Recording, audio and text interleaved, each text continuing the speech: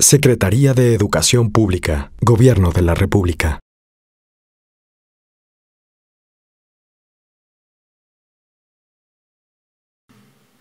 Good evening to everyone, countess, ladies and gentlemen.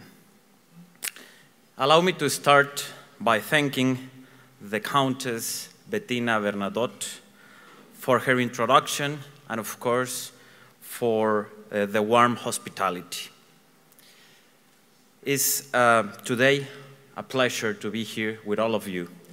And as Dr. Cabrero said, especially because not only Mexico, but all the world need to build bridges and not walls. And this is why, thank you.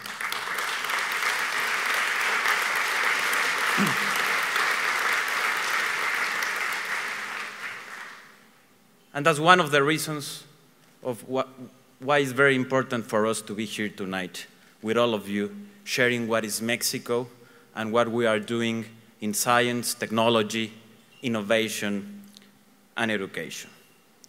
And of course, for me, it is a privilege to speak here tonight at such a significant event, as I said, and with such an significant audience too.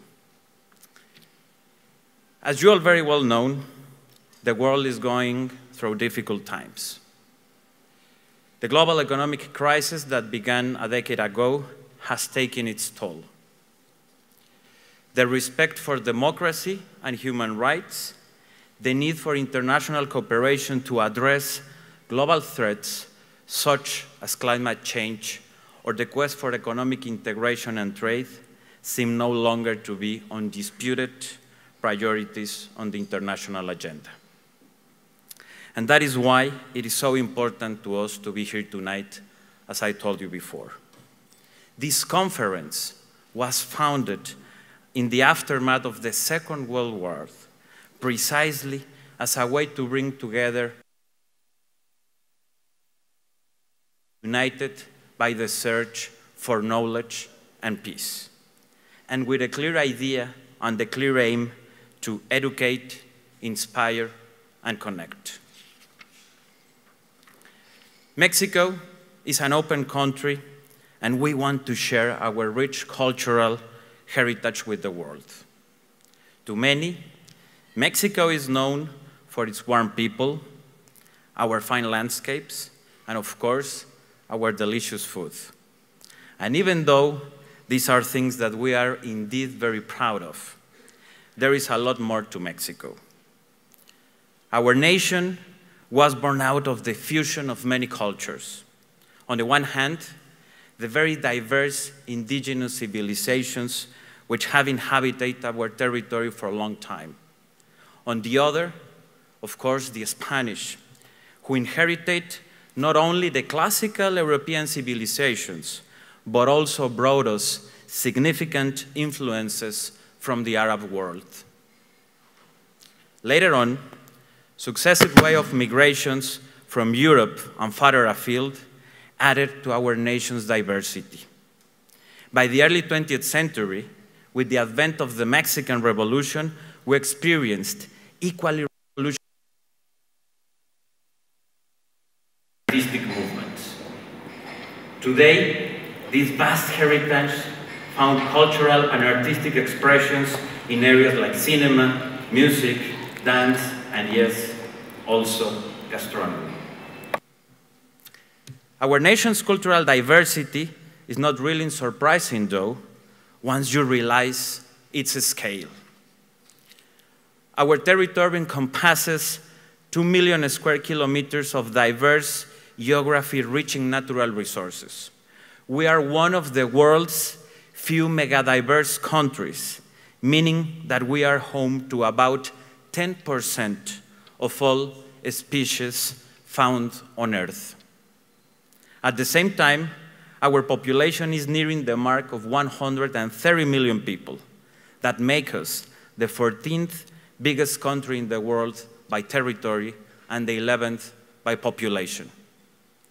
Our economy amounts to $1.1 trillion US, making it the 14th in the world And by some estimates, Mexico will be the world's 7th largest economy in 2050.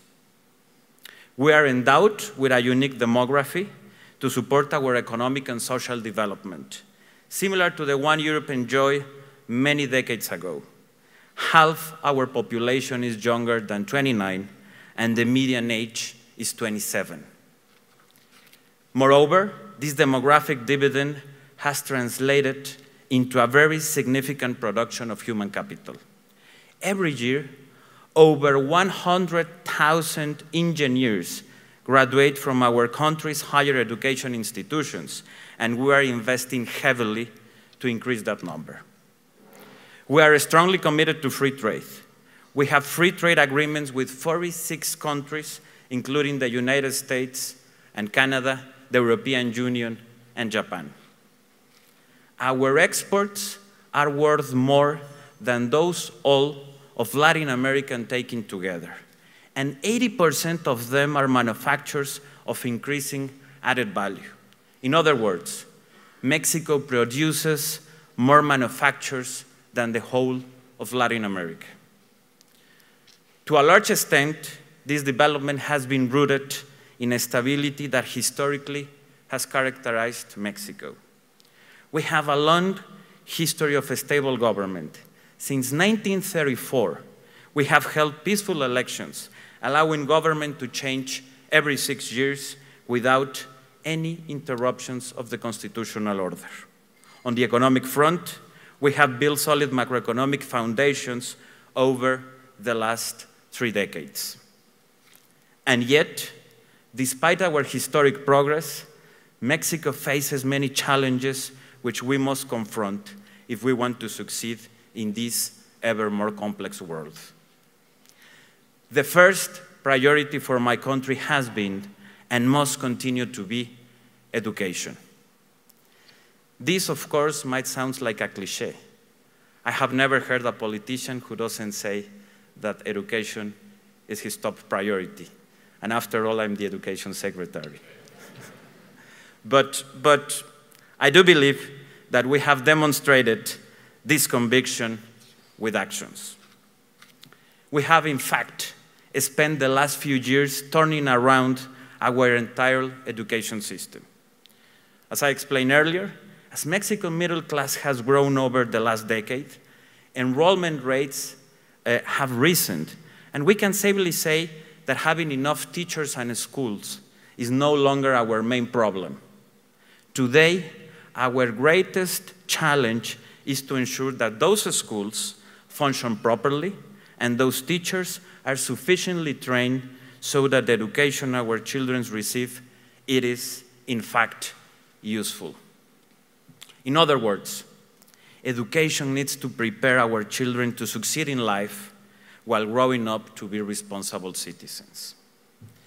In order to achieve this, the President of Mexico, Enrique Peña Nieto, launched a new educational model which set out to change all major aspects of our educational system. Obviously, the curriculum, which lays out all the skills one needs in today and even more in tomorrow's world. But for the curriculum on paper to actually translate into better education in the classrooms, we are working also very closely with our teachers. For this to happen in turn, we have to change the way schools function and organize themselves, as well as their relation to government authorities and civil society. This means, of course, investing in basic infrastructure and equipment, but more generally, ensuring that all stakeholders focus their efforts on the one thing that really matters, that all children, regardless their origin or their gender, receive a high-quality education. This change obviously requires time and the right policies, but especially serious political commitment. This ambitious education reform is, of course, very closely related to the efforts we are making in science and technology, since there is no better investment in innovation than a solid education. Mr. Cabrero already explained most of what we are doing, but I would like to emphasize one issue which is absolutely crucial to us: the environment, an area where our Nobel Prize Mario Molina has done a terrific work for Mexico and for the world. Today, as all you well know, the greatest threat to humankind is climate change. And believe me, nowhere is this clearer than in Mexico, since we are one of the countries most affected by it. And believe me, in Mexico, there are no climate change deniers, because we suffer its consequences every day. This is why, over the last few years, we have taken measures to reduce our financial and energetic dependence on oil. We were among the first developing countries to adopt carbon tax on fossil fuels and have launched a national carbon credit market. Both have contributed to significant increase in the production of clean energy. Ladies and gentlemen, Mexico remains strongly committed to the values of freedom, democracy, and international cooperation. We are convinced that a brighter future for humanity necessarily requires that we improve education for all our children and invest more in science, technology, and innovation while we protect the environment. Just by a way of conclusion, I will mention a brief quote from President John F. Kennedy. Though in a different context, he recognized the need to foster closer cooperation between nations and generations. And he once said to a group of Nobel Prize winners at a dinner in the White House that the pursuit of knowledge, the pursuit of peace, are very basic drives and pressures in our lives. And this gathering is an attempt to recognize those great efforts to encourage young people everywhere to develop the same drive and deep desire for knowledge and peace. Thank you very much, and enjoy your dinner.